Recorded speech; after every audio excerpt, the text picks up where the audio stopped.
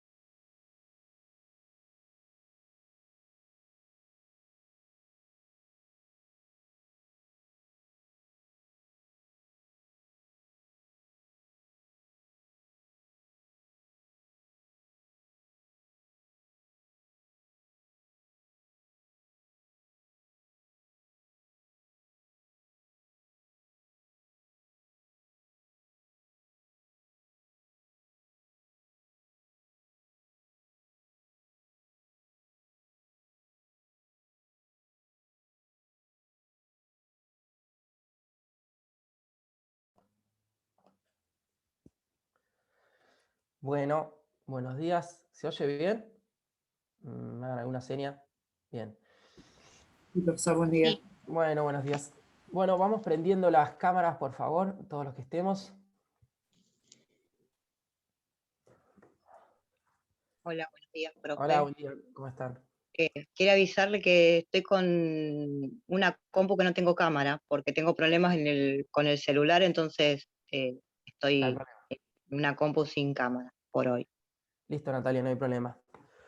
Bueno, vamos a ir arrancando. De última, los que se van sumando. No importa, no pasa nada, José. Después vamos tomando lista ahora y los que se van sumando, de última que alguien escriba en el chat o yo escribo después, que el que se sume más tarde, que me avise así le pongo el presente, pero así nos sacamos esto de encima ya.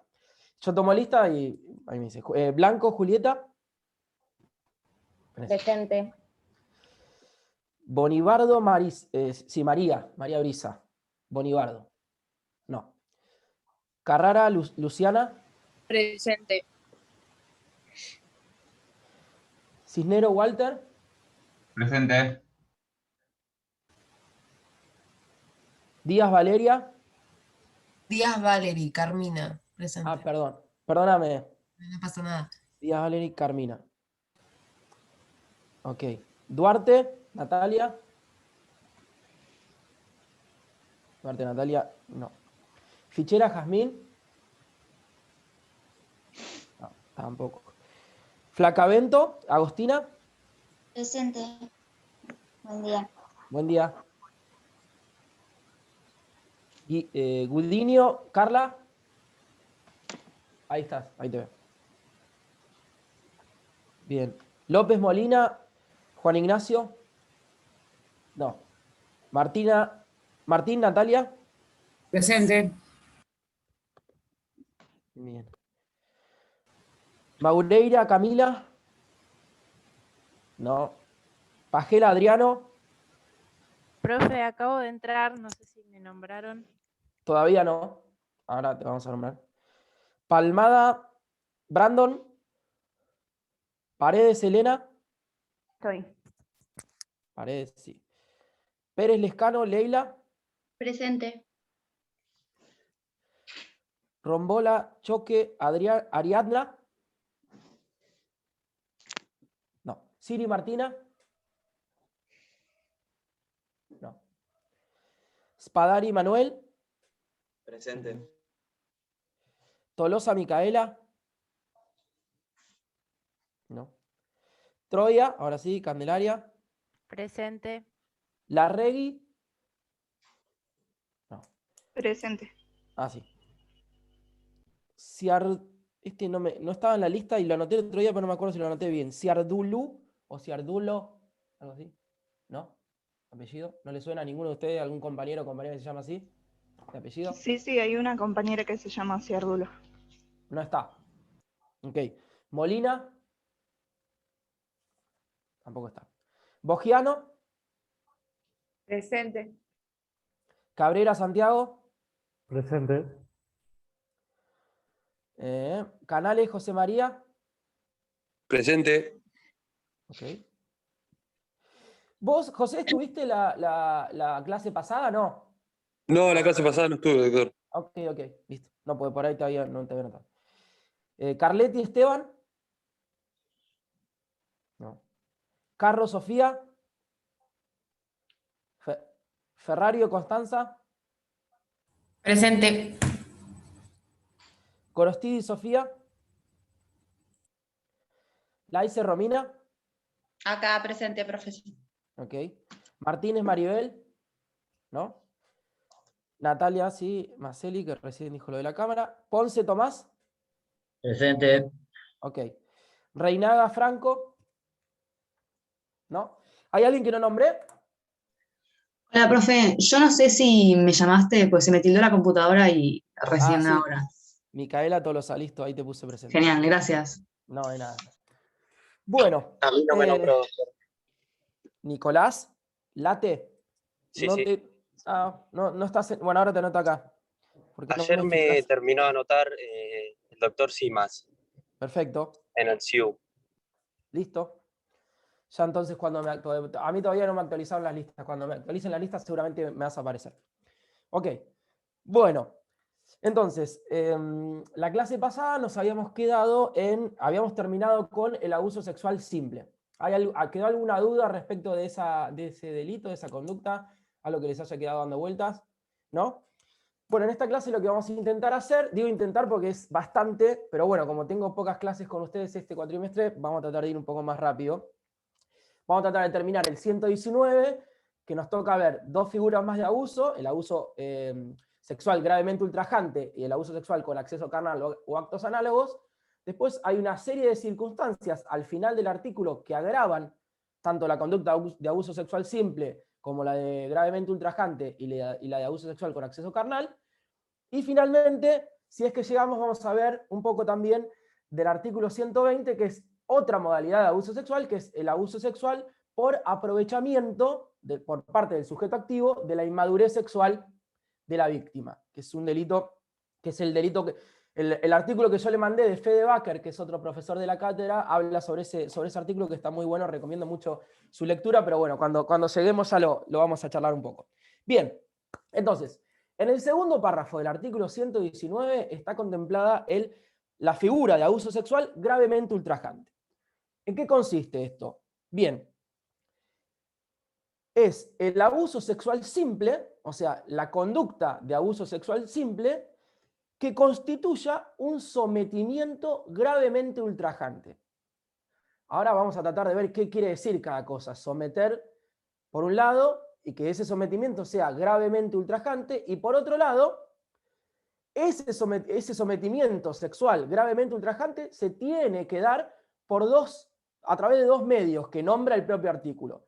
Por un lado, el tiempo de su duración, y por otro lado, una fórmula más amplia, donde hay mayor trabajo de quien interpreta, que es las circunstancias de su realización, ¿no? Entonces, al abuso sexual simple que habíamos visto, acá hay que agregarle dos cositas, en realidad, una cosa más realizada de una manera específica, es decir, abuso sexual simple que constituye un sometimiento gravemente ultrajante para la víctima, y este sometimiento gravemente ultrajante se tiene que cometer o se realiza por el tiempo de duración del abuso o por las circunstancias de su realización. Bien, entonces, ¿cuándo se configura? O sea, ¿cuándo podemos hablar de que un hecho, de que alguien somete a otra persona de manera sexual y gravemente ultrajante? O sea, ¿cuándo les parece o qué tiene que suceder para que podamos hablar de un sometimiento grave y ultrajante, ¿verdad? En principio tendríamos que ver qué quiere decir someter, ¿no? Porque es el primer verbo que, digamos, desde la dimensión objetiva, podríamos empezar por decir, bueno, ¿cómo definimos someter? Y la RAE define someter, por ejemplo, dice sujetar, humillar a una persona, a una tropa, a una facción, conquistar, subyugar, subordinar el juicio, proponer a la consideración de alguien razones. Bueno, esto, bueno, sí, someter, someto a tu consideración. Pero por ahí nos interesa la primera definición, que es sujetar, humillar a una persona, subyugar. Entonces ya vemos que el abuso, la conducta de abuso, la primera característica que va a tener es este tema de someter a otra persona, que es de alguna manera sujetar, humillar. Aparecen este tipo de palabras que nos van a servir para interpretar y para ver cuándo estamos hablando de un abuso sexual gravemente ultrajante. Por ejemplo, el Tribunal de Casación de la provincia, en un fallo del 2006, la Sala 5, esto nos va a servir también para interpretar nosotros de qué estamos hablando cuando hablamos de un abuso sexual gravemente ultrajante, dice que en este tipo de abuso se da una cosificación de la víctima. Es decir, se trata a la víctima como un simple objeto para la satisfacción sexual del sujeto activo. Hay una degradación de la persona, de la dignidad de la persona, que pasa a ser utilizada como un medio para un fin. A mí me utilizan para satisfacer el deseo sexual de otra persona y me tratan como si fuese una cosa. Entonces, un poco esta es la idea que nos tiene que quedar cuando hablamos del abuso sexual gravemente ultrajante. Pero bueno, podemos ir también a la jurisprudencia, porque de alguna manera los que resuelven las cuestiones concretas son los jueces, y la vida, digamos, las decisiones que de alguna manera condicionan y definen la vida de las personas es la de un juez, que tiene que definir qué entendemos por gravemente ultrajante. Por ejemplo, un fallo, que esto todos se los pasé, ¿no? Están en los artículos. También de Casación Penal de la Provincia de Buenos Aires del año 2014. Y dice, entre los factores gravemente ultrajantes que agravan la figura del artículo 19, segundo párrafo, que es lo que estamos viendo ahora, se pueden enunciar. Y dice, la diferencia de edad entre la víctima y el victimario. Lo que está haciendo el juez acá es decir, bueno, a mí el tipo del delito me dice que el abuso es gravemente ultrajante cuando se da por el tiempo de su duración o por las circunstancias de su realización. Lo que está tratando de hacer acá el juez es decir, bueno, yo voy a dar ciertos parámetros para encajarlos dentro de la fórmula circunstancias de su realización, que a mí me van a decir, o que yo puedo decir a partir de ello, que esto es un sometimiento gravemente ultrajante. Entonces, diferencia de edad entre la víctima y el victimario. El amedrentamiento a que es sometida, los contenidos sádicos del desahogo sexual, las circunstancias de modo, tiempo, lugar y el medio empleado, siendo irrelevante que la víctima pueda entender que está siendo ultrajada o no. Claramente se trata por ahí de un caso de una víctima menor de edad. Entonces, ya ven cómo esta fórmula, circunstancia de su realización, es una fórmula bastante abierta, que deja a la interpretación bastante, porque esta cuestión de, por ejemplo, los contenidos sádicos del desahogo sexual es una interpretación del propio juez, ¿no? Del otro lado, algún defensor podría decir, bueno, pero explíqueme por qué el contenido sádico de un desahogo sexual configura un sometimiento, una humillación, si se quiere. Ya vimos, esta idea quiero que quede, ya vimos que el sometimiento gravemente ultrajante tiene que ver con cosificar a la víctima, con humillarla, con tratarla como si fuese una cosa y no una persona. Entonces, si yo me pongo como abogado defensor ante y tengo que apelar este fallo, puedo decirle, obviamente que esto es un sumario, ¿no? Hay que ver toda la argumentación, pero puedo decirle al juez, señor juez, explíqueme por qué usted considera, o deme argumentos racionales para sostener que un desahogo, un contenido sádico del desahogo sexual implica una humillación extra o una cosificación de la víctima. Por ejemplo, otro fallo también del año 2015 de otra sala del mismo tribunal. Dice, la reiteración de las conductas vejatorias del imputado, la extensión de las mismas en el tiempo y la violencia empleada para ejecutar los abusos sobre el menor. Entonces acá ya le mete otro condicionante más, violencia. Bueno, como ven, en realidad lo que nos sirve como brújula para tratar de identificar cuándo estamos enfrente de este tipo de conductas es la humillación, la degradación de la persona. Entonces, desde el punto de vista del bien jurídico, uno podría decir, bueno, entonces acá no se está afectando solo la autodeterminación sexual, en el caso de los mayores, indemnidad sexual, es decir, no te metas con mi desarrollo libre en el caso de los menores, sino que además, ¿qué se está afectando? Si yo digo que el núcleo prohibitivo de esta conducta es la utilización de una persona como medio para un fin, la degradación al carácter de cosa de una persona. ¿Qué otra condición humana se está afectando además de la libertad sexual? La dignidad. Muy bien, la dignidad. Entonces, ¿se dan cuenta cómo lo que nosotros vimos en la primera clase, es decir, recurrir al bien jurídico como una herramienta para interpretar cuándo estamos frente a una conducta y cuándo estamos frente a otra, nos sirve en este caso? Recuerden que estamos hablando de diferencias de penas sustanciales. Si el día de mañana ustedes son fiscales o defensores, pasar de una conducta de abuso sexual simple a una conducta de abuso sexual gravemente ultrajante tiene mucha relevancia en términos de pena. Ni les cuento para la familia. Entonces, esto es importante, decir, bueno, ¿cómo puedo, qué argumento racional, controlable puedo dar para sostener una acusación en este sentido? Bueno, es decir, que este acto, esta conducta de abuso sexual, por ejemplo, hace poco, voy a dar un ejemplo extremo, ¿no? Pero para que ustedes lo vean.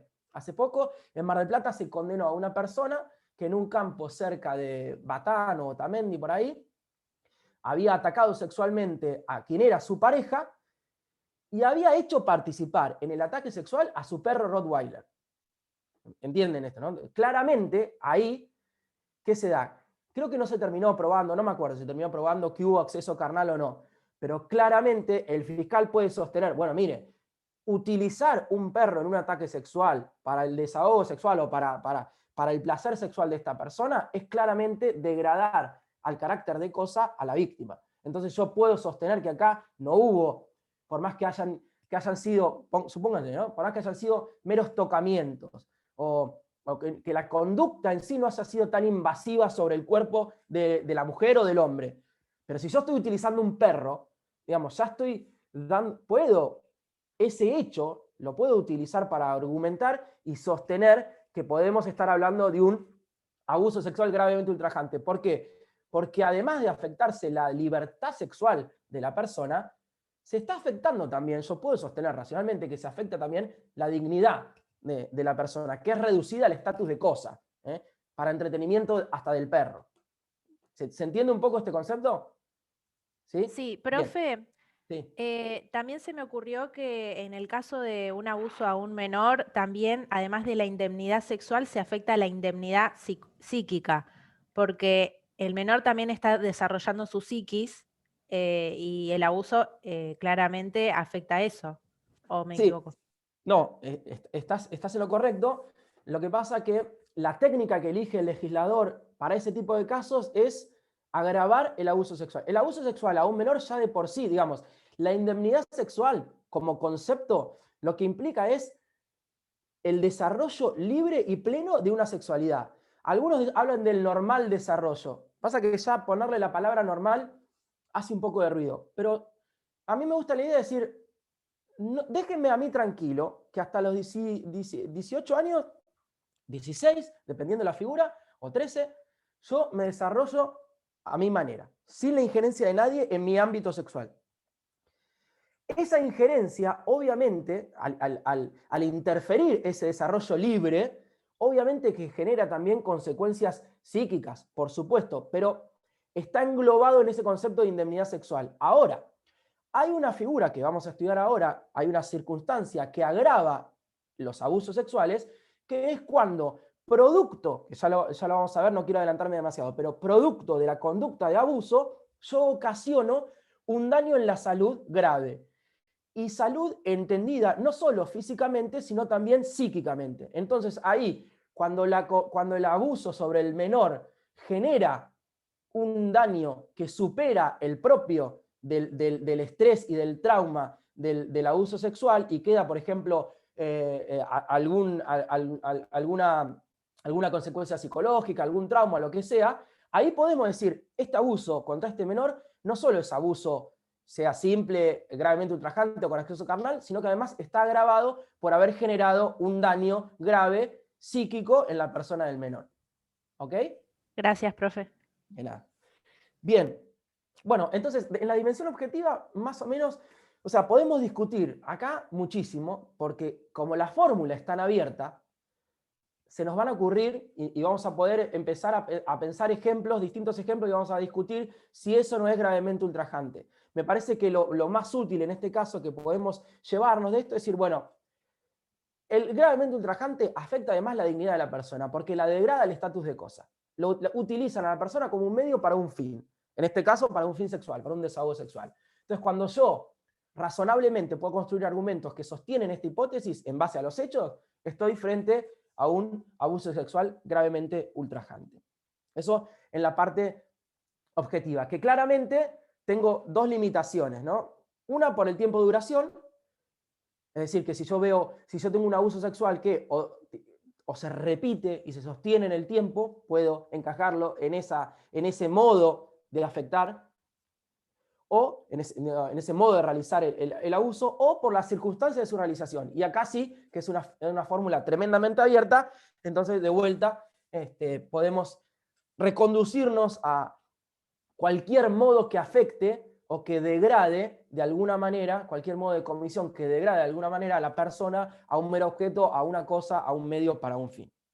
Eso en la parte objetiva. En la dimensión subjetiva, claramente este delito, ¿qué se les ocurre que va a requerir como en imputación subjetiva? ¿Qué vamos a requerir? ¿Qué tipo de relación vamos a requerir subjetiva entre el autor y su conducta? Entre el sujeto activo y su conducta. El dolo. Claro, es un delito doloso de dolo directo, ¿no? El contenido está dado, de acuerdo a la doctrina tradicional, por el conocimiento y la voluntad de que se está ejecutando un acto que constituye una afectación de contenido sexual gravemente ultrajante para la víctima. Entonces, se trata de un delito doloso de dolo directo. Y acuérdense, ¿se acuerdan la tercera hipótesis, la tercera manera de cometer el abuso sexual? Cuando la víctima, aprovechándose de que la víctima de ninguna manera pueda consentir libremente la acción, ¿se acuerdan que es una de las maneras de cometer el abuso? Ahí se agrega un elemento subjetivo más, que es el aprovechamiento. Es decir, no solo el dolo de cometer el abuso, conocer y querer que estoy realizando una conducta de abuso sexual, sino que en esa hipótesis concreta, además me tengo que querer aprovechar de que la víctima no puede consentir, por ejemplo, porque está desmayada. Entonces, aprovecho de que está desmayada, yo consciente de que la víctima está desmayada, aprovecho esa situación para cometer el abuso gravemente ultrajante.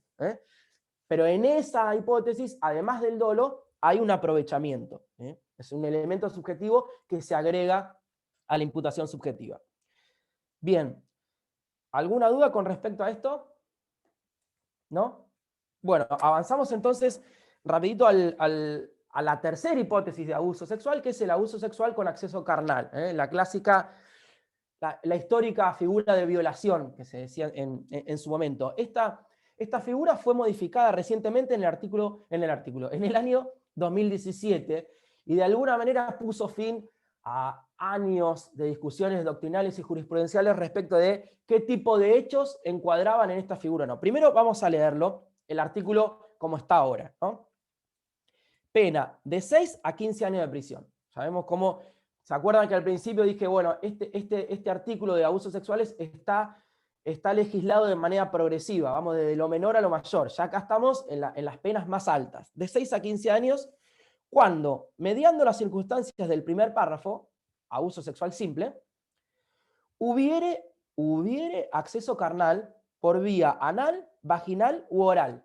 Primera hipótesis. Entonces, conducta de abuso sexual simple, es decir, un ataque sexual en el que tiene que haber acceso carnal por vía oral, vaginal o anal. Primera hipótesis del artículo 119, tercer párrafo. Segunda hipótesis.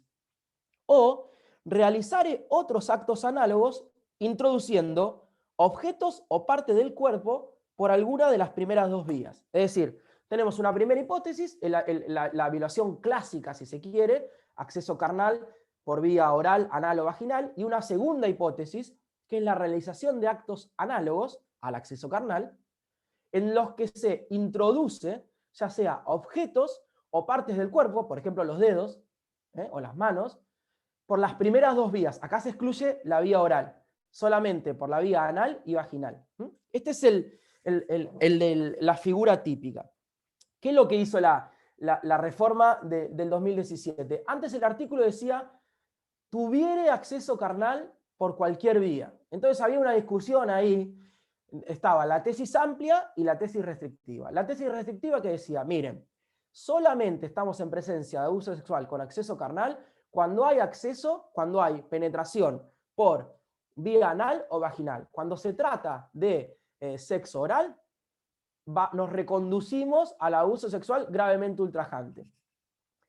El argumento detrás de esto, en definitiva, es un argumento literal, un argumento que tiene que ver con el principio de legalidad, ¿no? Porque entendían ellos que acceso carnal podría haber solamente por vía anal y vaginal. Del otro lado, la tesis amplia decía, no. La fórmula acceso carnal, en su literalidad, me permite encuadrar también los supuestos de acceso por vía oral. Entonces, cuando había estos supuestos, lo reconducían al abuso sexual con acceso carnal y no al abuso sexual gravemente ultrajante. Esto quedó absolutamente definido a partir de la reforma, porque ahora está clarísimo que el acceso carnal puede ser por vía anal, vaginal u oral. ¿Ok? Ahí en los artículos que yo le pasé, tanto el de Figari como el de Javier Teodoro Álvarez, está bastante claro cómo fue la línea histórica de las modificaciones y las distintas posiciones que se fueron dando respecto de este artículo en la jurisprudencia y en la doctrina. Bien.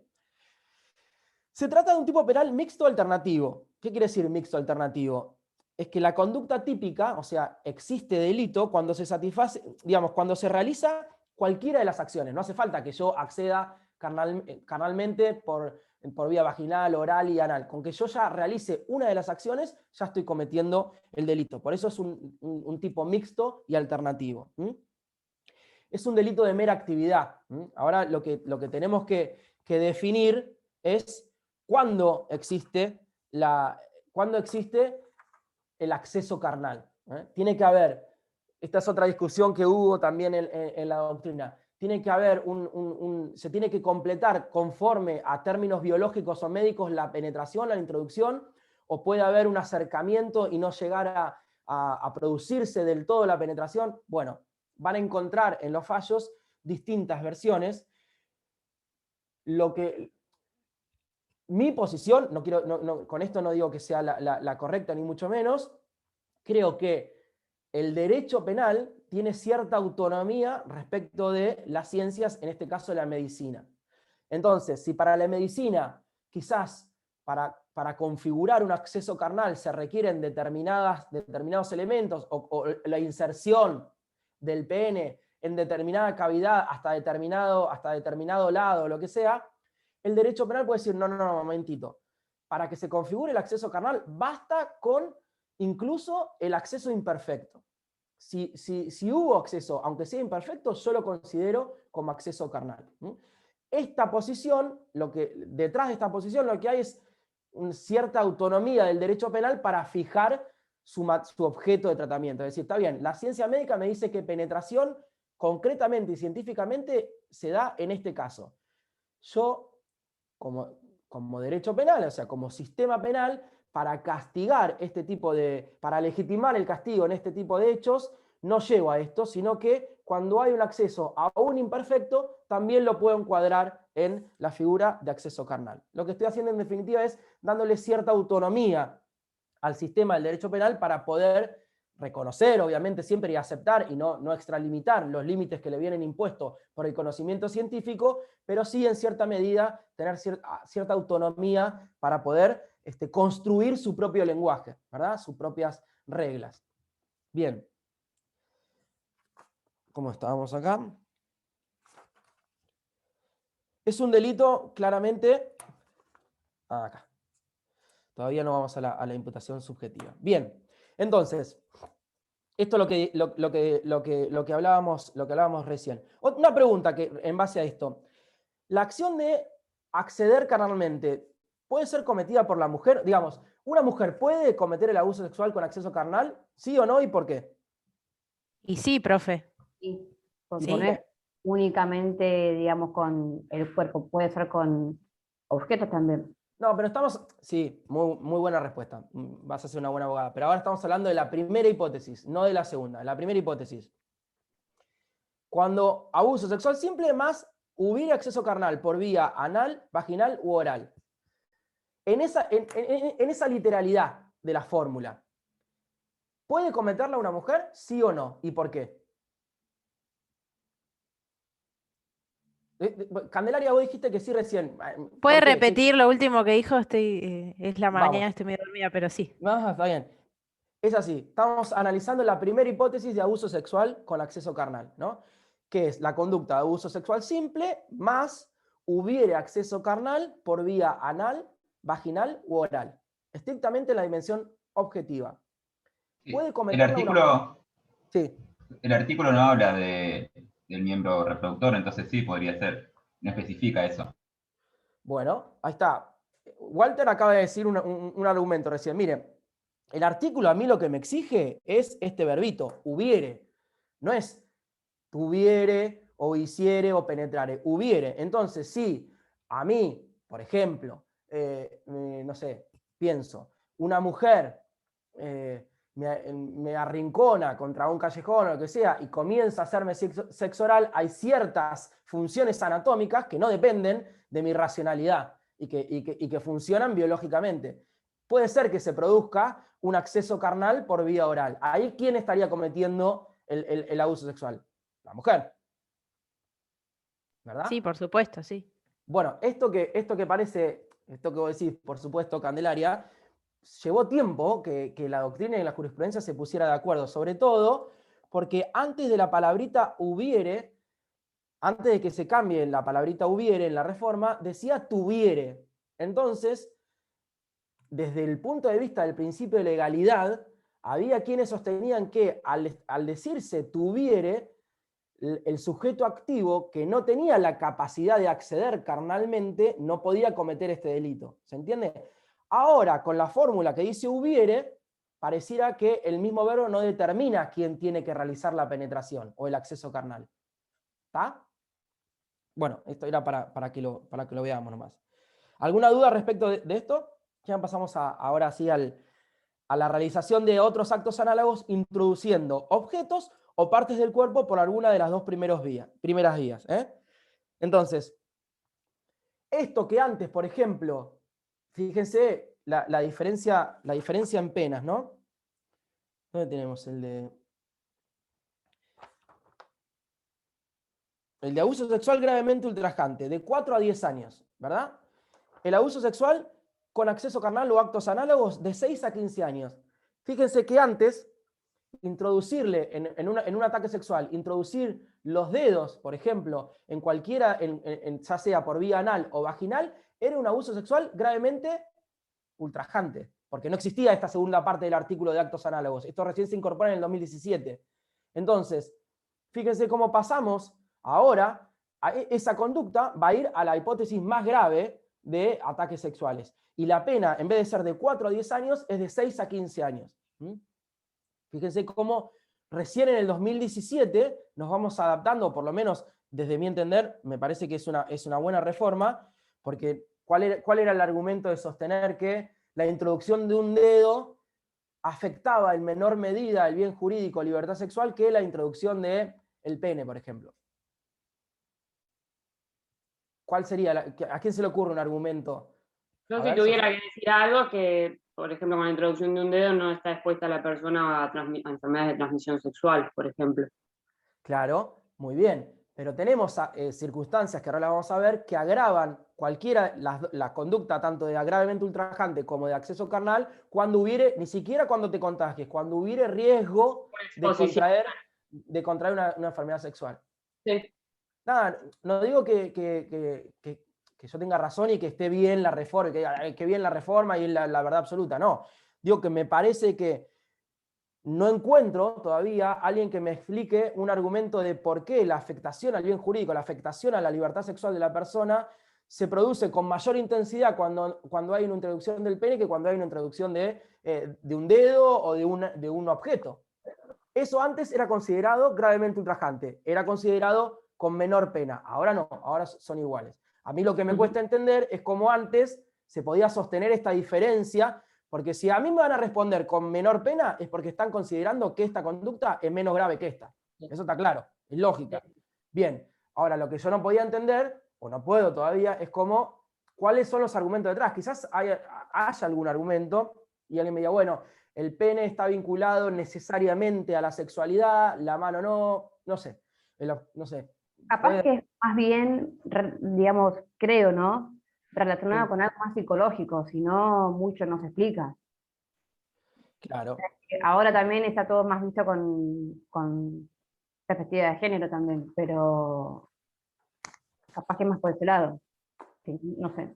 No, lo entiendo a eso. O sea, el argumento sería, psicológicamente afecta más a alguien ver que la están accediendo con el pene que la están accediendo con un dedo. Está bien, déjame que por lo menos dude de eso, porque habría que ir a hacer una encuesta a distintas personas de distintos sexos, de distintos géneros, de lo que sea, y preguntarle, y con esos resultados, bueno, vemos de qué estamos hablando. No sé, habría que preguntar si es... Obviamente, frente a la... Si me preguntás a mí, Javier, frente a estoy contra un paredón, tengo una pistola en la cabeza, me dicen, ¿qué preferís? ¿Que te accedan con un dedo? Y sí, no, obviamente, voy a preferir el dedo. Por ese lado puede ser que tengas algo ahí que sea un argumento que se pueda sostener. La cuestión, resumamos, hoy en día, actos análogos tiene la introducción de objetos o parte del cuerpo en vía anal o vaginal tienen la misma pena que la violación tradicional. Ya no se reconducen más al abuso sexual gravemente ultrajante, sino que se castigan con la pena de la violación, con la pena más grave en los 3 tipos de abuso. Bien, obviamente se trata de un delito en términos de imputación subjetiva. ¿Cómo va a ser? Esto es bastante sencillo. Doloso. ¿Cómo?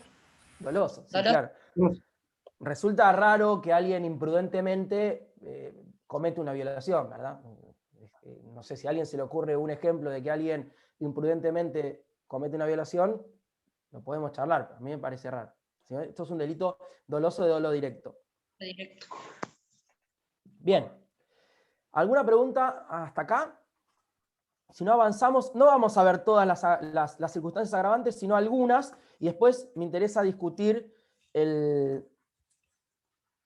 los casos que traje para hoy. Así que vamos a pasar medio rapidito las circunstancias que agravan la figura básica y la figura de abuso sexual gravemente ultrajante y de abuso sexual con acceso carnal o actos análogos. Doctor, sí. Estas dos que vimos, ¿no? La del párrafo segundo y tercero, son agravantes. Y el cuarto también es otro agravante, ¿no? No, es así. Hay 3 figuras de abuso sexual. Abuso sexual simple, abuso sexual gravemente ultrajante y abuso sexual con acceso carnal o actos análogos, que son los primeros 3 párrafos del artículo 119, ¿verdad? Sí. Eso vimos que va de menor a mayor. No quiere decir que sean agravantes de la primera, sino que se legisla progresivamente, es decir, los ataques menos graves a la libertad sexual, ataques bastante más graves a la libertad sexual y ataques gravísimos a la libertad sexual. Ahora, después de esas 3 conductas, que son distintas la una de la otra, y se cometen de manera distinta, existen una serie de circunstancias que agravan tanto la figura básica, abuso sexual simple, la figura intermedia, abuso sexual gravemente ultrajante, y la figura más grave de todas, que es la de acceso carnal o actos análogos. Estas son las circunstancias, las que vamos a estudiar ahora, que agravan una y otra figura. ¿Les quedó más o menos ese esquemita? Gracias, sí. Bien. Entonces, la primer circunstancia está en el inciso A, del 4º párrafo del artículo 119, que es cuando se constata, a partir de la conducta de abuso, la existencia de un resultado específico. Es decir, lo que se exige acá es que a partir de la conducta de abuso, ya sea abuso sexual simple, gravemente ultrajante o con acceso carnal o actos análogos, a partir de esa conducta se constate la existencia de un resultado separado espacio-temporalmente de esa conducta. ¿Cuál es ese resultado? Un grave daño a la salud física y o mental. Que ese daño haya ocurrido producto de la conducta de abuso. Entonces, el grave daño es el que resulta, el que se deriva directamente de la conducta de abuso del autor. Y se excluyen en este caso, que es lo que hablaba, no me acuerdo, alguna de sus compañeras hoy, los daños que se produzcan por causas distintas de la que comprende el abuso. El daño tiene que, por ejemplo, el clásico, lo que dijo la compañera recién, el daño psicológico permanente en un menor, si nosotros a través de un perito médico, psiquiatra o psicólogo puede constatar que, además de la propia conducta de abuso que afecta a la indemnidad sexual, existe en este menor o en esta menor un daño grave en su psiquis. Entonces nosotros vamos a poder encuadrar ese abuso sexual, lo vamos a poder agravar con esta figura, con este inciso, con el inciso A. ¿Entendemos? Al delito de mera actividad de abuso sexual se le añade, se le suma un resultado material concreto, que hay que verificarlo, ¿no? Que es un grave daño a la salud. Es decir, para que se configure este delito se requiere que trascender el trauma propio corriente de la situación de abuso. Es decir, otra vez, podemos volver a utilizar el bien jurídico. El bien jurídico, libertad sexual o indemnidad sexual, es afectado con la propia conducta de abuso. Acá, ¿qué tiene que haber además? ¿Qué otro interés vital se afecta además de la libertad sexual? Acá. ¿Qué tenemos que constatar para decir, este abuso está agravado por haber causado un grave daño a la salud física o mental? ¿Qué hay que afectar además? La integridad psicofísica. Claro, la salud psicofísica, la integridad física. Entonces podemos decir que acá este agravante implica una pluriofensividad en términos de bienes jurídicos. Es decir, se afecta no solo la libertad sexual o la indemnidad sexual, sino que además, producto de esa conducta, se genera un daño concreto y grave a la integridad psicofísica, como dijo Julieta recién. Otra cuestión interesante de esto, que por ahí podemos comentar nomás, alguien puede decir, bueno, entonces, como el artículo dice daño grave a la salud física o psíquica, se tiene que tratar sí o sí de lesiones graves, que están tipificadas en el Código Penal, en los artículos 90 y 91.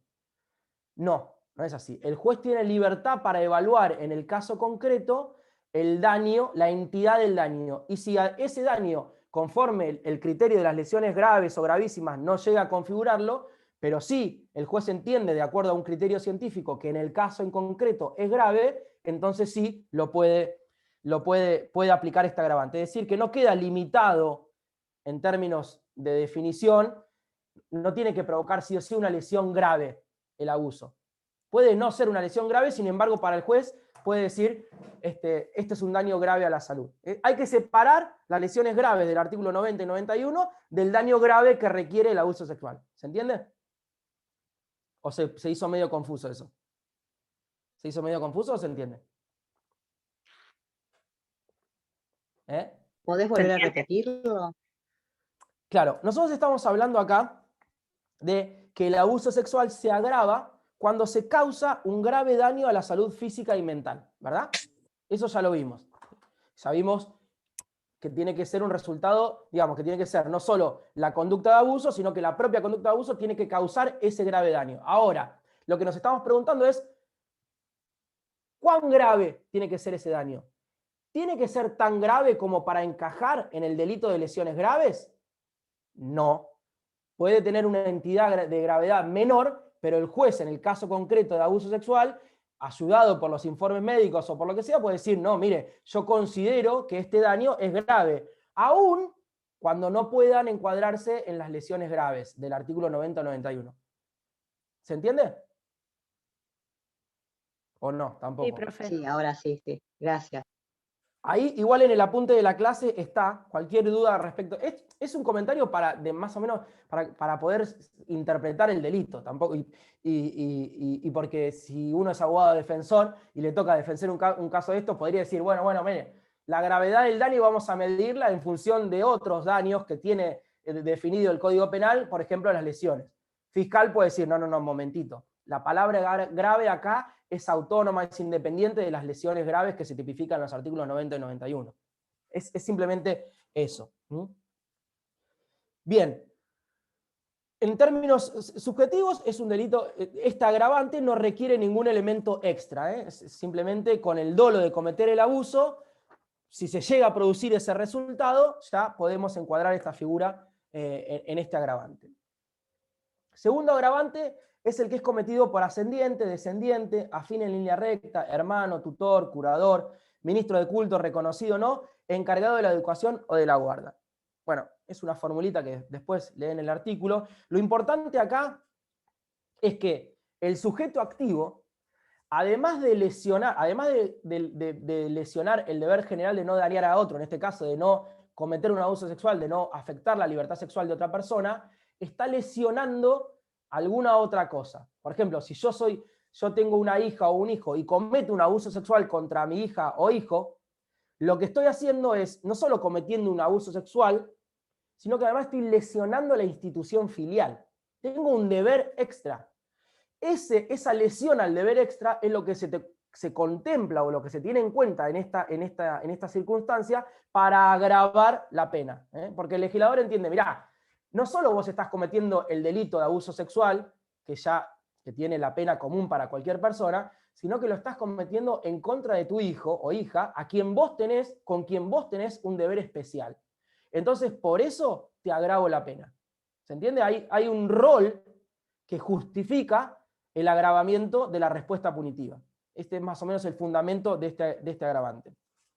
Lo tienen también en el apunte. Interesante en este caso, por ejemplo, discutir, no lo vamos a discutir ahora porque no tenemos mucho tiempo, pero es interesante discutir si un padre biológico, pero que nunca tuvo relación con el hijo o con la hija, comete el abuso, si le podemos aplicar este agravante o no. ¿No? Porque ahí lo que estamos discutiendo son los límites del rol. Si el rol es un rol formal, simplemente por ser papá biológico ya tengo ese deber para con mi hijo o hija, o es un rol material en donde yo tengo que haber asumido y ejercer la patria potestad. Por ejemplo, un padre biológico que no tiene la patria potestad. ¿Podríamos? La ley no hace la diferencia. Bueno, por eso, pero como el artículo no hace la diferencia... Para mí sí. ¿Por qué? Y justamente porque la ley no hace la diferencia. Si nosotros vamos a cuestiones prácticas, por ahí es más lógico que tenga una relación ese padre con el hijo, pero como la ley no aclara, si fuera por mí, le daría el agravamiento. Candelaria va a ser claramente fiscal. No, está buenísimo. Lo que pasa es que si nosotros decimos que el fundamento de este delito es un deber especial, es un rol a partir del cual se generan determinados deberes, ¿por qué me vas a aplicar a mí este agravante si yo no tengo ese rol, no ocupo ese rol, no asumí ese rol? Me estás violando de alguna manera el principio de culpabilidad, que implica que yo tengo que ser responsable por mis acciones libres, por mi manera de organizarme. Si yo no asumí voluntariamente ese rol y simplemente lo tengo formalmente porque biológicamente soy el padre, vos me estás reprochando más gravemente una conducta porque asumís que yo tengo ese rol, simplemente formalmente. Nunca lo asumí yo materialmente, nunca ejercí la patria potestad. No digo que esto prospere en un juicio, no. Digo que es algo que está bueno discutirlo y que por ahí el día de mañana, no sé, no hay... Lo bueno, el derecho, como es básicamente argumentar, no hay respuestas, verdades absolutas o respuestas correctas o incorrectas. Si nosotros construimos una argumentación coherente, me parece que podemos sostener, en este caso en particular, tanto vos como yo, podemos sostener argumentos distintos. Después quedará en manos de un juez que también razonablemente y racionalmente va a tener que dar una decisión. Pero Pero bueno, está bueno el contrapunto para que veamos que no es solamente leer el artículo, repetir, esto ya está. Es mucho más complicado y uno de los ejemplos es este. Y está bueno tu punto de vista, creo que de hecho es el punto de vista mayoritario. Bien, ¿alguna duda más respecto de este agravante? Vamos al agravante C y después ya pasamos a la discusión del caso práctico. Las otras agravantes las tienen en el apunte de la clase número 3, que yo les recomiendo, para antes del parcial, péguense una revisada, además de consultar la bibliografía y demás, de los apuntes de clase, porque por lo general mis preguntas salen de lo que hayamos charlado en clase, y lo que charlamos en clase básicamente surge de estos apuntes que yo les paso. Bueno, el inciso C agrava los abusos sexuales, pero solo el abuso sexual gravemente ultrajante y el abuso sexual con acceso carnal. ¿Cuándo? Cuando el autor, cuando el sujeto activo, tuviere conocimiento, cuando yo conozco, ser portador de una enfermedad de transmisión sexual grave y hubiera existido peligro de contagio. Es decir, este agravante se configura cuando el sujeto activo conoce que es portador de una enfermedad de transmisión sexual grave. Es decir, yo antes de cometer el abuso, tengo que conocer que soy portador de una enfermedad sexual de transmisión sexual y que además esa enfermedad es grave. Y cuando cometo el abuso, debe haber existido riesgo o peligro de contagio. No es necesario que la otra persona se haya contagiado, pero sí que exista un riesgo de contagio. Es decir, si yo, por ejemplo, ¿no?, conozco que tengo VIH y cometo un abuso sexual, pero lo cometo usando preservativo, ¿hay riesgo de contagio o no? En principio no. Bueno, me puede decir, se puede romper, pero en principio no, porque es una relación cuidada. Entonces, como no hubo riesgo de contagio, a pesar de que yo sabía que era portador de una enfermedad de transmisión sexual grave, no me podrían, en principio, aplicar este agravante. Pero si hay algún fiscal, como Candelaria, puede decir, no, un momentito, yo te traigo estadísticas que 2 de cada 5 preservativos se rompen en relaciones sexuales, esto me acredita a mí un peligro estadístico de tanto porcentaje. Y bueno, ahí tienes un argumento bastante importante para decir, existió un riesgo, menor, pero existió. El artículo me exige solo que haya un peligro, no me dice qué porcentaje de peligro. Entonces, ahí lo puedo llevar. Porque de pronto, justo el otro día leí un fallo de Mendoza, bueno, una chica acusaba a un hombre de haberla contagiado con el HIV, y bueno, él salió indemne, digamos, porque es muy difícil probar que fue esa persona que te contagió o... Claro, pero acá, Sofía, no se necesita probar el contagio. Justamente la técnica legislativa fue esa, porque como es muy difícil probar quién contagió a quién, lo que se exige acá es que hubiera existido peligro de contagio. Pero no la mera exposición, digamos. Hubiera existido peligro, porque la mera exposición no sé si alcanza para generar un peligro. Yo lo que tengo que probar, si soy fiscal, es que existió peligro. Es decir, si yo tengo... Sí, decime. No, igual no era en el marco de un abuso lo que yo estoy comentando, por eso capaz me expresé mal. Era en el marco de una relación de pareja, pero bueno, también está el deber de confidencialidad y un montón de cosas que uno tampoco tiene obligación, digamos, de ir por la vida diciendo que es portador, en este caso. No, o sea, era un caso distinto, pero sí, me sorprendió la verdad porque... Bueno, ahora, eso que decís vos tiene que ver con el caso que vamos a discutir ahora. No me quiero meter mucho, pero... bueno, perdón. Si yo voy a tener, no, está bien, está buenísimo. Si yo voy a tener relaciones sexuales con alguien, sé que soy portador de una enfermedad tan grave como el VIH o HIV, y no digo nada y no me cuido, yo no sé si no te discuto si no hay un abuso sexual ahí. Claro. Pero bueno, no sé, vamos a discutirlo. Bueno, listo. Bien. Simplemente para terminar de discutir esta circunstancia que agrava abuso sexual, esto es importante, solo el gravemente ultrajante y el abuso sexual con acceso carnal. ¿Por qué el abuso sexual simple no? Porque por lo general las conductas que constituyen el abuso sexual simple no tienen entidad como para generar un peligro de contagio de transmisión sexual, por lo menos a criterio del legislador. Por ejemplo, si yo tengo herpes y cometo un abuso sexual, y el riesgo de contagio va a haber, esto lo descartamos. Asumamos que hay, para el fin del argumento, asumamos que hay riesgo de contagio.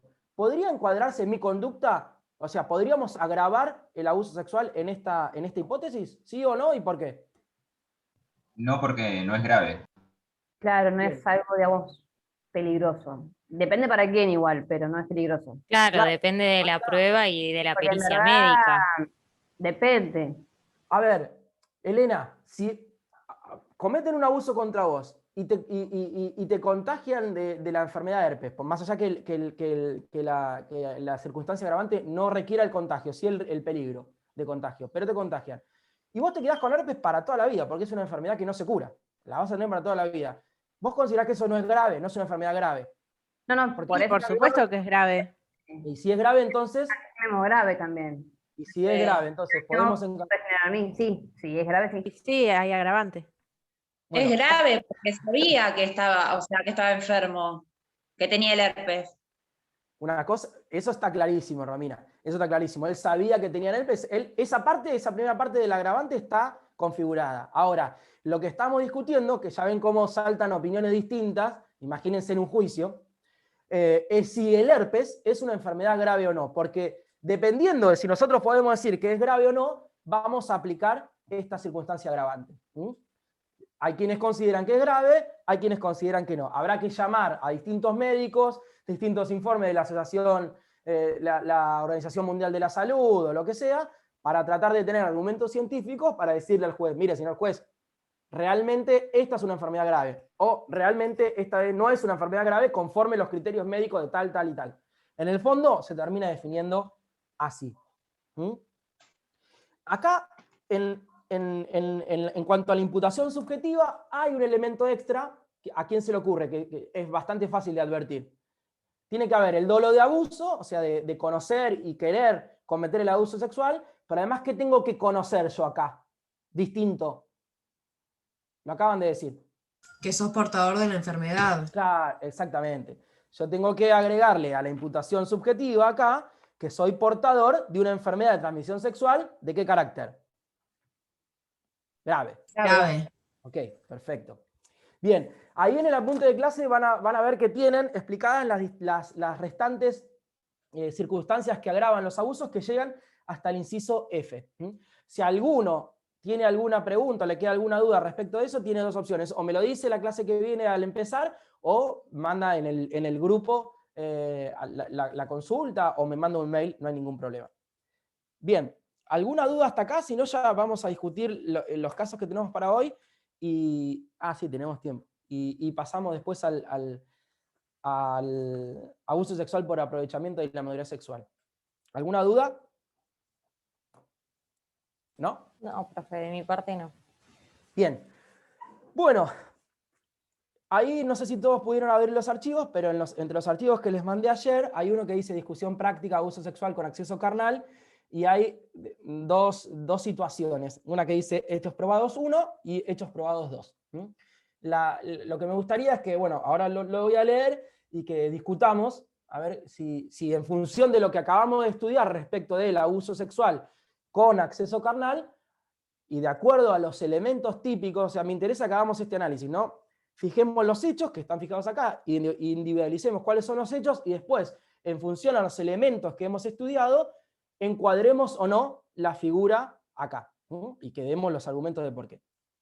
Bueno, lo leo. Guadalupe y Lorenzo se conocieron en el ingreso a la facultad. Formaban parte del mismo grupo de estudio que se juntaba todos los miércoles en la biblioteca de la uni. Luego de aquellas materias del ingreso, ambos tomaron distintas clases y dejaron de verse. Años después, se encuentran de casualidad en una fiesta que organizaba un amigo en común. Pasaron toda la noche juntos, bailaron y compartieron tragos.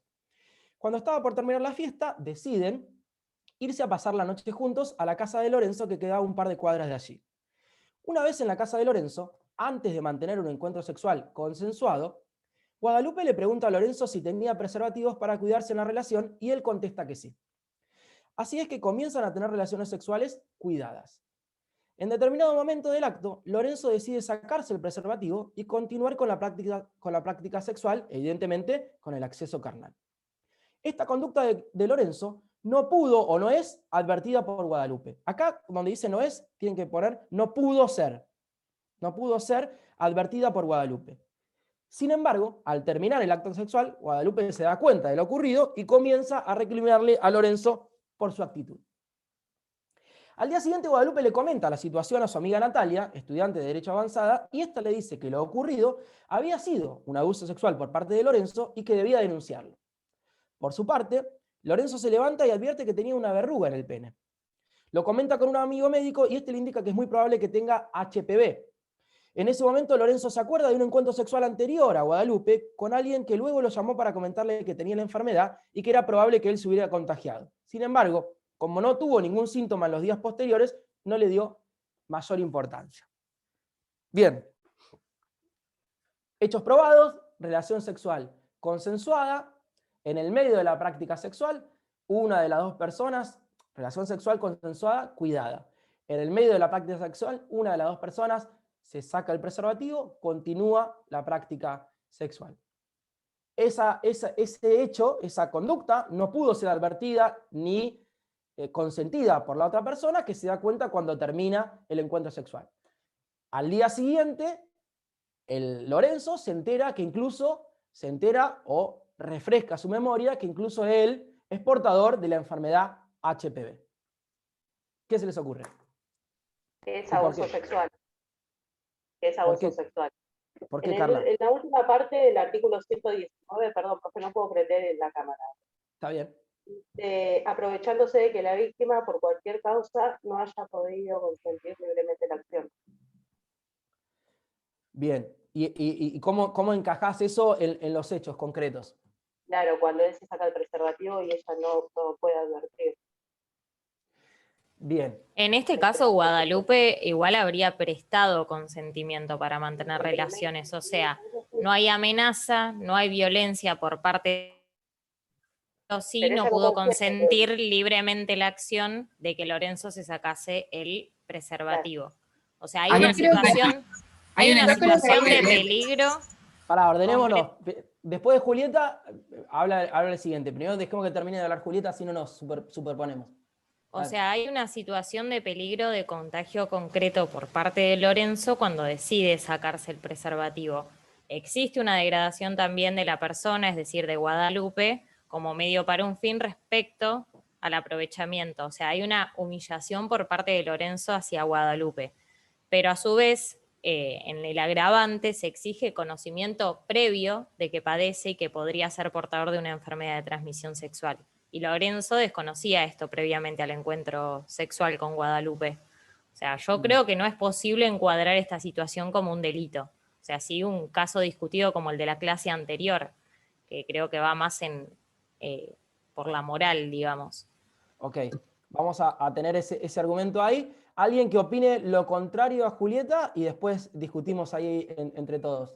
Pero yo creo que hay una diferencia entre aceptar tener relaciones sexuales con preservativo y aceptar tenerlas sin preservativo, porque ella lo que aceptó fue tenerlas con preservativo, preguntó, vio, y no, si no lo tenía, no hubiera aceptado o no lo hubiera hecho.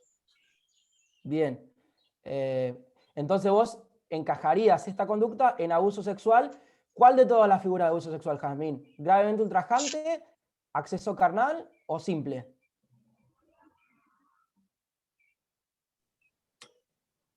No sé. No sé.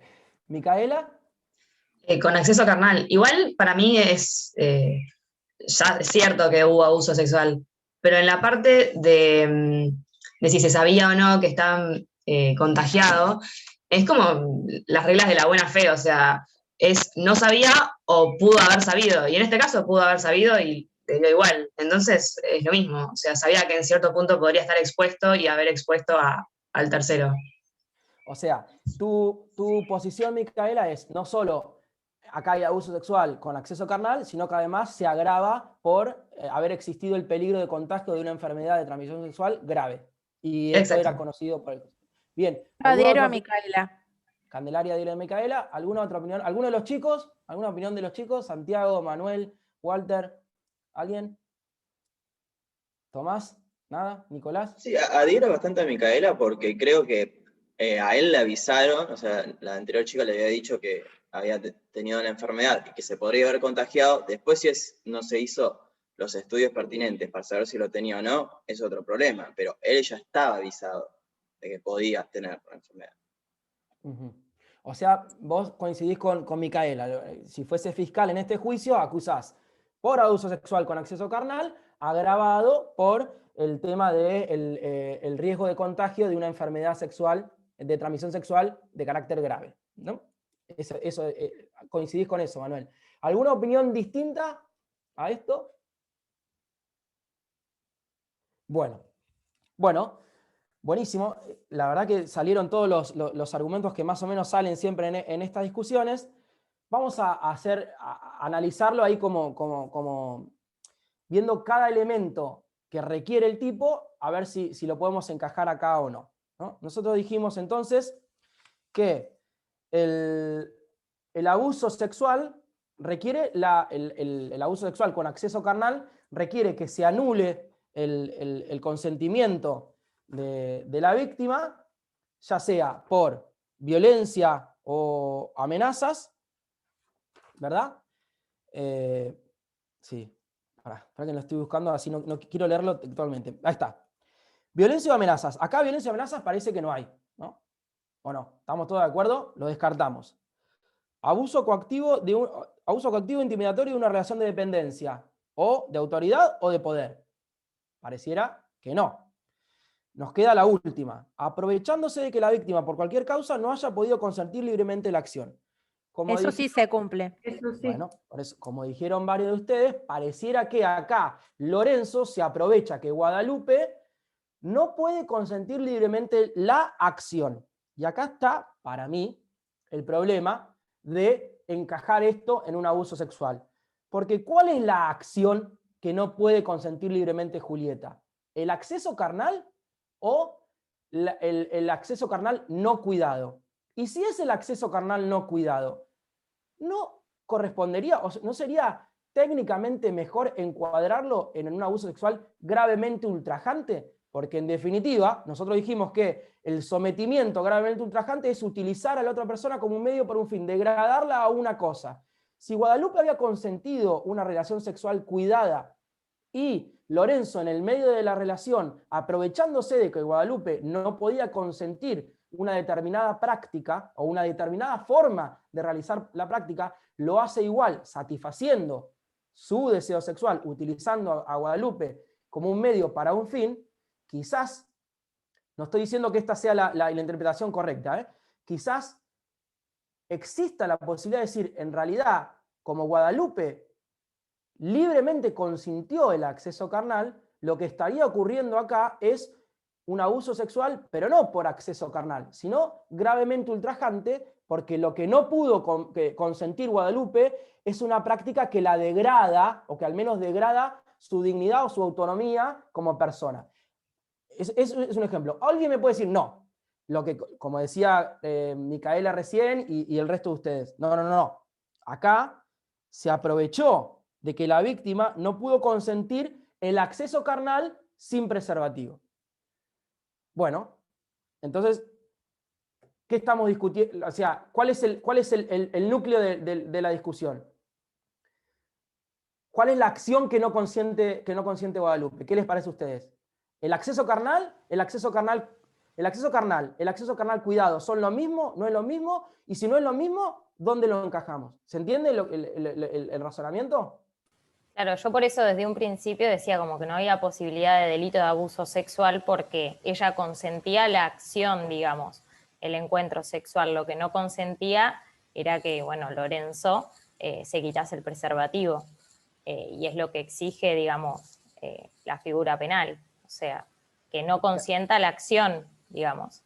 Claro, pero, claro, alguien te puede decir, Micaela o Candelaria o Manuel, pueden decir, mirá, la acción que no consiente es el acceso carnal de una determinada manera, el acceso carnal sin preservativo. Entonces, eso me lleva a la figura más grave, que es el abuso sexual con acceso carnal.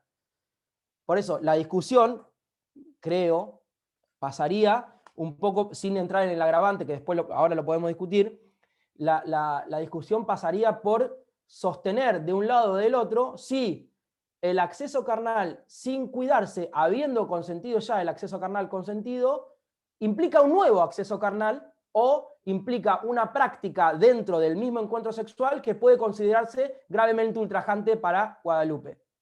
¿Se entiende? La clave está en lo que vos dijiste, profe. Para mí sí configura un nuevo acceso carnal, porque en el momento en que él se saca el preservativo, si ella advierte ese hecho, deja de consentirlo, y si él prosigue, ya sería, entonces, por supuesto que es un nuevo consentimiento que se tiene que prestar, y no se puede separar el hecho del cuidado del hecho del acceso carnal. Están las dos cosas juntas, el acceso carnal y el cuidado de la relación. Las dos cosas son inseparables.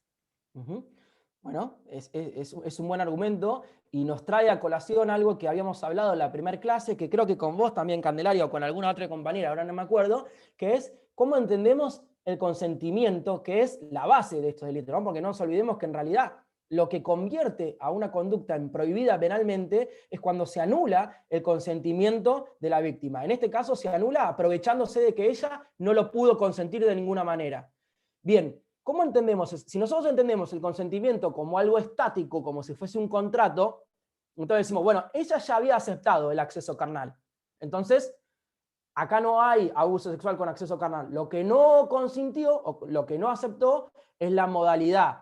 Entonces, cuando me saco el preservativo, puedo estar configurando un abuso sexual gravemente ultrajante para ella, pero el acceso carnal se lo había consentido. Candelaria diría, no. El consentimiento es algo dinámico, que no puedo ponerle un momento preciso y a partir de ahí no puedo volver para atrás porque ya consentí.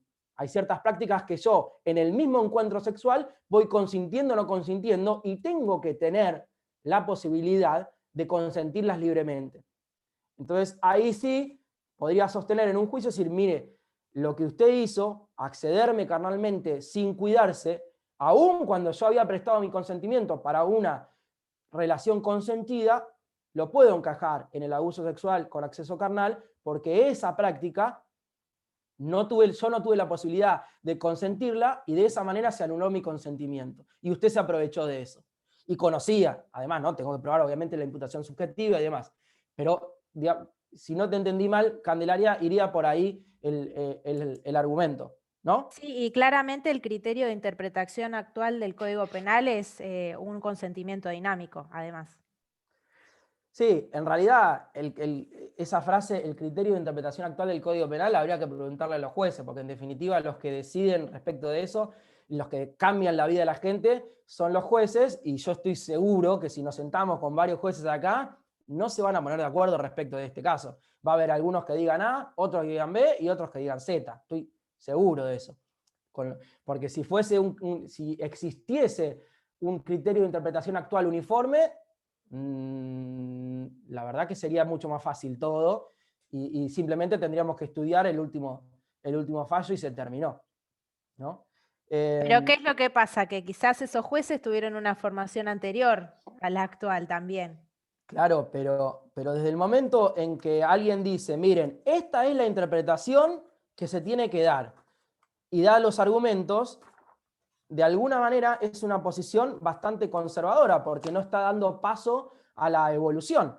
Imagínate, porque hoy en día nosotros tenemos esta interpretación, como vos decís, pero eso no implica que nosotros sigamos evolucionando, que las pautas culturales sigan evolucionando, que los valores sociales vayan cambiando, y que eso permita que la interpretación tenga cierta permeabilidad y el derecho penal evolucione hacia un derecho penal más humano, si se quiere, más cerca de la gente, para hacer una convivencia mejor y en paz. Si nosotros nos paramos ahora y decimos, no, esta es la interpretación que va, porque tenemos una formación mejor, ese argumento cierra la posibilidad a una evolución de la interpretación actual.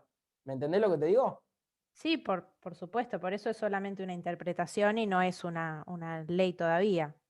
No hay una ley que diga es así, porque... Bueno. Nunca lo va, y yo creo que nunca lo va a haber, porque esta es una discusión que se dio obviamente entre los clásicos y los que fueron dándole dinámica al derecho penal, entre los positivistas y otros, en el sentido de que la letra de la ley, es un marco del cual no me puedo salir, pero dentro de ese marco hay una libertad de interpretación bastante amplia.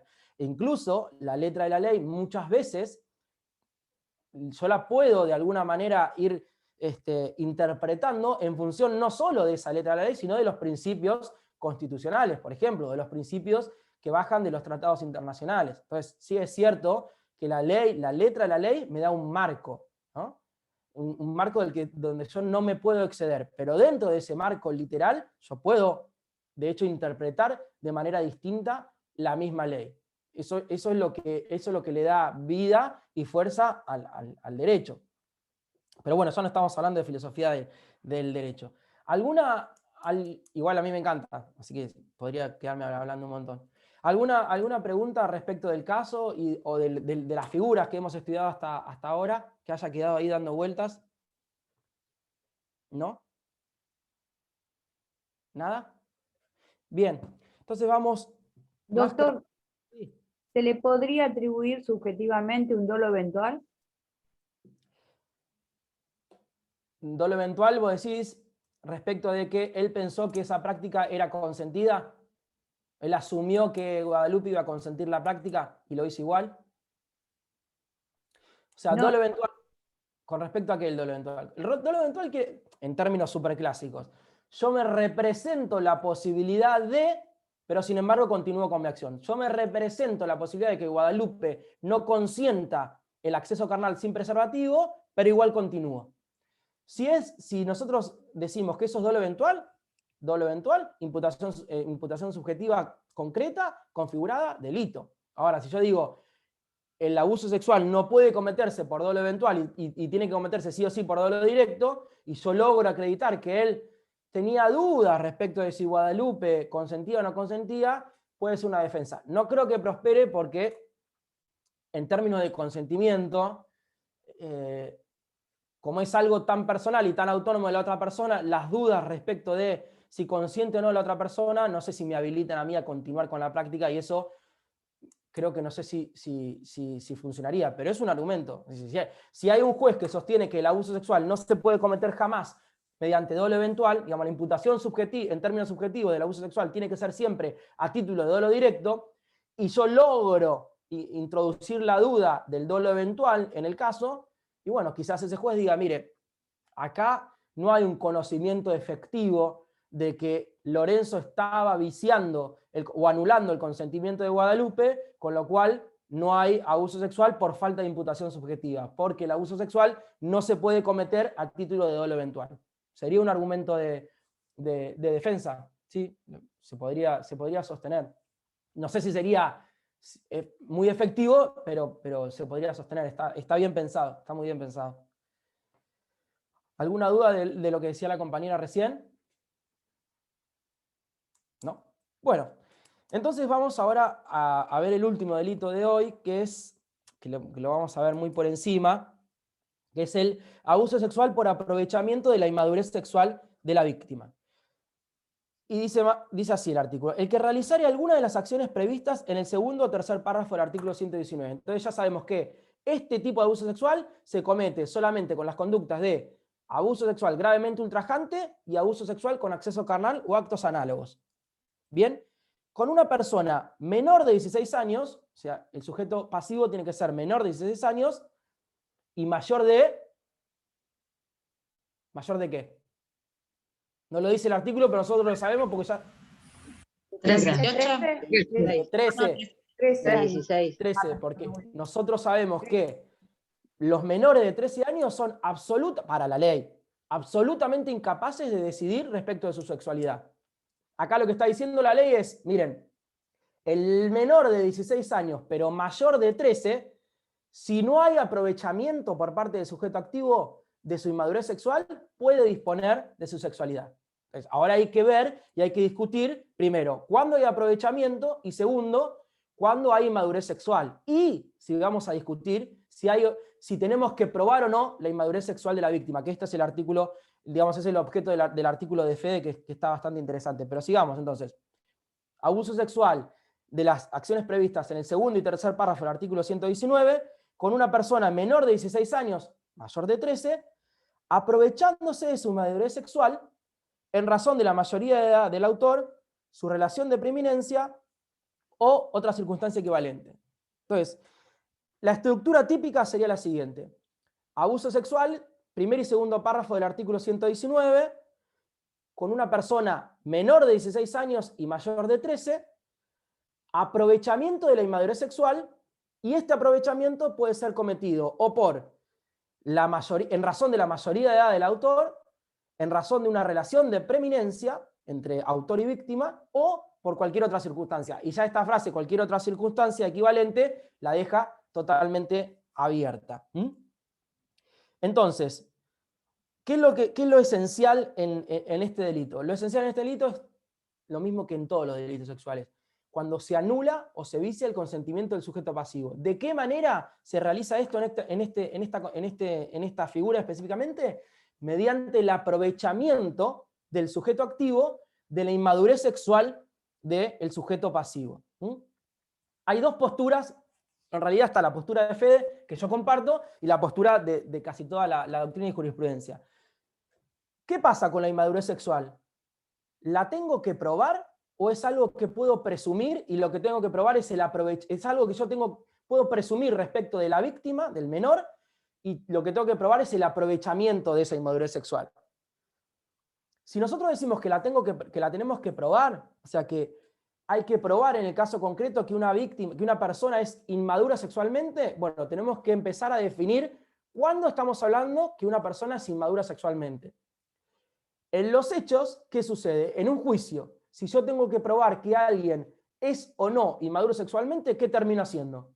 Termino investigando a la víctima, termino metiéndome con su historia sexual, con su historia de vida, con sus prácticas, porque no tengo otra manera de acreditar si alguien es competente o no competente en materia sexual que examinando básicamente su conducta en materia sexual. ¿Esto qué produce? Con una mirada, como decía Candelaria hoy, desde una interpretación más actual, desde la perspectiva de género, desde la perspectiva... Relación a la intimidad. Revictimizar a la víctima. Revictimizar de una perspectiva... Claro, una revictimización constante de la víctima, que es lo que se habla. Exactamente. Entonces, ¿qué es lo que dice Federico? O sea, ¿qué manera de interpretar el tipo, dice Fede? Dice, bueno, sin violar, obviamente, el principio de culpabilidad, porque recuerden que en derecho penal no existe la responsabilidad objetiva, no podemos realizar presunciones de derecho en contra del investigado, en contra del imputado. Me dice, bueno, mire, todos los menores de 16 años, en principio, vamos a considerarlo inmaduro sexualmente. Lo que hay que probar en este caso es el aprovechamiento de esa inmadurez. Mirado al revés, si en el caso concreto no se prueba que el sujeto activo se aprovechó de esa inmadurez sexual, entonces habrá un consentimiento libre por parte del menor y no habría posibilidad de abuso sexual. Esta manera de interpretar el tipo, ¿se entiende cuál es la diferencia? Cambia el foco de la víctima, de investigar si alguien es inmaduro sexualmente o no, a investigar directamente si el sujeto activo se aprovechó o no de una determinada condición que se presume, de una inmadurez sexual. Entonces, lo que tengo que probar concretamente, a partir de hechos, indicios o circunstancias concretas, es si hubo por parte del sujeto activo un aprovechamiento de la inmadurez sexual del sujeto pasivo. ¿Y en base a qué? ¿De qué manera puede aprovecharse? Lo dice el propio artículo. En función a la diferencia de edad, en función a una relación de preeminencia del sujeto activo sobre el sujeto pasivo, o cualquier otra circunstancia equivalente, y ahí es donde ya la fórmula se abre y empieza a ser más complicado. Pero bueno, estas son el resto de los elementos más concretos y más está en el apunte de clase, pero a mí lo que me interesaba es que podamos advertir estas dos maneras de encarar la interpretación de este delito y cuáles son las consecuencias en el mundo real, de hacerlo de una manera o de hacerlo de otra. Si nosotros asumimos que todo niño o niña menor de 16 años y mayor de 13 es inmaduro sexualmente, lo que vamos a tener que probar es el aprovechamiento del sujeto activo.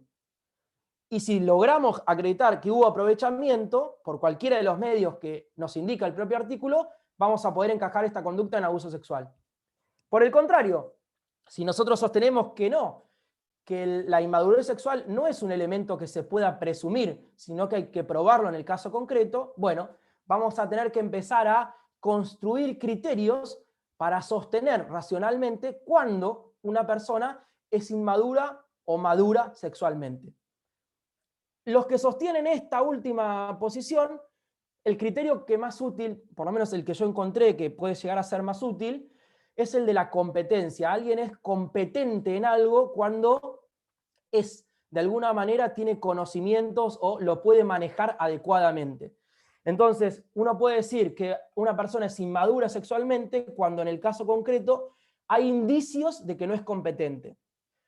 En algunos fallos se dice, por ejemplo, cuando hay pluralidad de intervinientes, cuando intervienen sustancias tóxicas como alcohol, drogas o demás, son elementos que a mí me permiten identificar en la conducta del sujeto pasivo una inmadurez al momento de relacionarse con su sexualidad.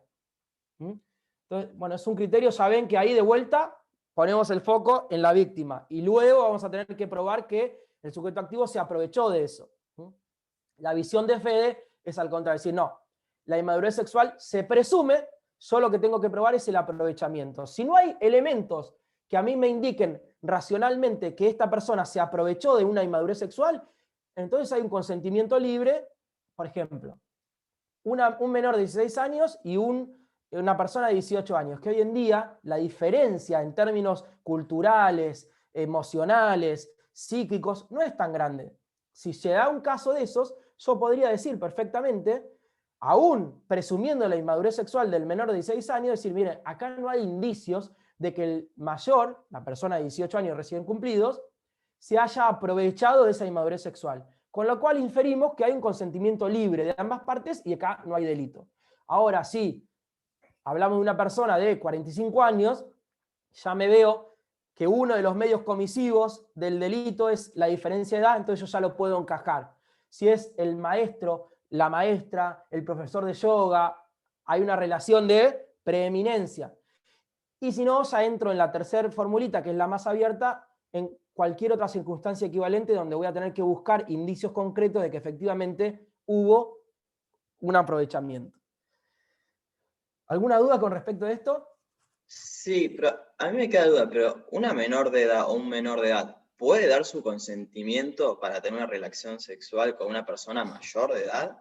Y bueno, es lo que justamente Por eso. es un límite. Si vos me preguntás a mí, si viene una persona y me dice, una persona de 25 años, me dice, me enamoré perdidamente de fulanito o fulanita que tiene 16, que tiene 15 y medio. Mi consejo, esperá 6 meses para tener cualquier contacto sexual con ella. Ese sería mi consejo. Me enamoré y es una relación consensuada, ¿no? Partimos de la base de esto. Porque es muy difícil después, suponete que los padres de él o la menor se enteren, hacen la denuncia, es muy difícil después demostrar. Yo no tengo que demostrar que no hubo aprovechamiento, pero en realidad hay como una inversión de la carga de la prueba. Es muy difícil después para un abogado defensor con esa diferencia de edad sostener que no hubo aprovechamiento, porque cualquier fiscal con cualquier informe psicológico ni siquiera de la víctima, con un informe psicológico de las distintas organizaciones, un informe técnico, puede decir, mire, la diferencia cronológica de edad ya implica una preeminencia del sujeto activo sobre el sujeto pasivo, con lo cual acá no puede no existir un aprovechamiento. Entonces, me parece que es una situación difícil. ¿Existen? Sí existen. ¿Cuándo? Y, por lo menos de entrada, cuando la diferencia de edad es menor. Cuando se trata por ahí de una persona de 15 años y medio, casi 16, y una persona de 18 recién cumplida, por ejemplo.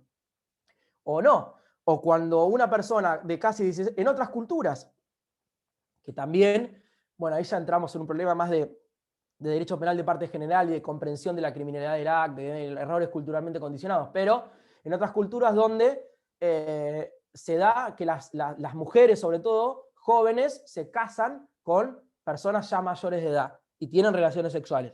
Bueno, habría que ver ahí si hay aprovechamiento o no. Obviamente que tenemos 1000 argumentos para decir que sí, pero lo que entra en juego ahí es un condicionamiento cultural muy importante, ¿no? Entonces ahí ya se podría discutir de otra manera. Pero a tu pregunta, Manuel, es un gris, y un gris muy, muy riesgoso. Tiene que tratarse de un menor muy competente y que sea explícita digamos, que sea su madurez y su manera de relacionarse en esa relación y con esa persona. Y de vuelta, la diferencia de edad. Si hay una diferencia de edad considerable, es riesgoso. Por lo menos mi consejo iría en ese sentido. Sí, pero ahí que dijiste que... Dale. Un segundo. Que dijiste que espere 6 meses, pero ¿no es hasta los 18 que tiene que esperar? No, el artículo dice hasta los 16. Aparte, menor de 13 años, eso lo vamos viendo cuando vayamos estudiando, por eso está bueno que los interrelacionemos. Menor de 13 años nunca puede decidir sobre su sexualidad, jamás. Su consentimiento, no hay problema, Jazmín, no tiene ningún efecto. Entre 13 y 16, el consentimiento es libre en la medida que no haya aprovechamiento por el sujeto activo, que es esto que estamos hablando. De 16 para arriba, el sujeto, ya sea varón, mujer, X, lo que sea, es absolutamente libre de decidir y de tener encuentros sexuales con quien quiera. Obviamente, si hay violencia, amenaza, si hay un aprovechamiento de relación de preeminencia, lo que sea, va a ser un delito de abuso sexual. Pero si hay un consentimiento entre las dos partes, ni siquiera nos ponemos a preguntar si hay aprovechamiento o no. Si hay una persona de 16 años y medio y alguien de 25 y tiene relaciones sexuales libres, y la persona de 16 años no sale diciendo después, che, me obligaron o lo que sea, no pasa nada. Porque para la ley, después de los 16 años, vos podés ejercer libremente tu sexualidad. ¿Se entiende? Entre los 13 y los 16, la ley va a decir, ojo, vamos a investigar, hay que ver si no hay un aprovechamiento del sujeto activo acá. O sea, es como una libertad controlada, si se quiere. Ya a partir de los 16 es una libertad como cualquiera de nosotros. Había una última compañera que quería decir algo y ya terminamos. Sofía, me parece, ¿no? No, justo estaba pensando, obviamente no es por defender a nadie, en el caso de D'Artés, que ella creo que tenía también, estaba rozando ya los 16, pero era menor, pero la situación que planteaban muchos medios es que ella tenía esa edad y a su vez tenía un novio de como creo que 25 o 26 años, o sea, fuera de que D'Artés la haya abusado o no, como que eso se puede tomar como un argumento para la defensa de D'Artés, como decir, bueno, pará, sí, tiene 15 y medio, pero de pronto tiene un novio adulto y claro. ¿Cómo juega ahí el consentimiento de ella, digamos? Eso es lo que eso es justamente lo que yo ponía de relieve recién respecto de la interpretación que hace Fede. Si yo sostengo que tengo que probar la inmadurez sexual de esta chica, lo que voy a hacer es este tipo de argumentos, decir, no, pará. Esta chica tenía 15 años y medio, pero tenía un novio de 25, se manejaba como si fuese 17, no era inmadura sexualmente. Entonces ya me saco de encima un elemento del tipo y digo, acá no puede haber delito. ¿Qué dice la interpretación de Federico que yo comparto? La inmadurez sexual se presume, yo no tengo que probarla. Lo que tengo que probar es el aprovechamiento de D'Artés sobre esa inmadurez. O sea que no importa si ya tengo un novio de 40, digamos, o sea, el punto es que pasa por otro lado. Sí, claro, pero ¿qué pasa? Ahora, yo abogado defensor, si ella tiene un novio de 40 y todos los encuentros sexuales con D'Artés, cosa que no conozco el caso con... No, yo tampoco, estoy hablando en el aire. Todos los encuentros sexuales se dieron en marcos de libertad, de alguna manera, no hubo violencia, no hubo amenazas, no hubo nada. Digo, acá lo que no hay es aprovechamiento. Y puede utilizar ese argumento indirectamente, decir, miren, no hubo aprovechamiento porque no hay indicios en ninguno de los encuentros de ninguna, bueno, hay una diferencia de edad, eso juega en contra, pero quizás la relación de preeminencia también, con lo cual ya tenés 2 indicios en tu contra, pero uno puede decir, mire, el consentimiento lo prestó libremente porque no hubo gritos, no hubo denuncias, no hubo esto, no hubo otro. Es un argumento débil, pero se podría sostener. Sostener para decir que no hubo aprovechamiento, porque la inmadurez sexual de esa yo ya la presumo. Ahora, la interpretación clásica, la de todo el mundo, de toda la jurisprudencia, es que hay que probar esa inmadurez sexual. Y en este caso, entonces irían a la historia sexual de esa chica, o a la historia de vida, es una chica competente en materia sexual, con lo cual no hay inmadurez sexual. Bien. Sí. Ok. ¿Alguien más? ¿Alguna duda? ¿No? Muy bien. Bueno, no sé si me toca el miércoles que viene, si no será hasta el próximo. Cualquier duda, lo que sea de los apuntes, de cualquier artículo. Doctor. Sí. Disculpe, no es por los temas de la clase. Entré unos minutos más tarde y no sé si tomó asistencia. Soy Duarte Lucía. No te había notado. Perfecto. Ya está. Ya te puse presente. Sí, es que entré Duarte, 8 minutos tarde. Duarte, Natalia. Lucía Florencia. No. Tengo una Duarte Natalia. Lucía Florencia o Florencia Lucía, a veces estoy. Sí, hay dos Duarte, por eso aclaro. ¿No viniste la que es clase Duarte pasada? Lucía Florencia o... Sí, Bien. todas bien. Entonces, te había anotado el presente a Duarte Natalia Soledad, que evidentemente no estuvo ni las dos clases. Ok. No, y siempre la nombran y yo doy el presente con ese Duarte, pero esa chica nunca está, siempre estoy yo. Ok.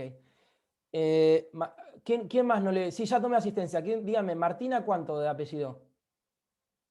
Molina. Siri. Martina Siri. Listo, presente. Y Molina te pongo también presente. Molina, acá está. ¿Alguien más que lo haya nombrado? ¿No? Ok, nos vemos entonces. Buena semana. Gracias, profesor. Buena semana. Hasta luego.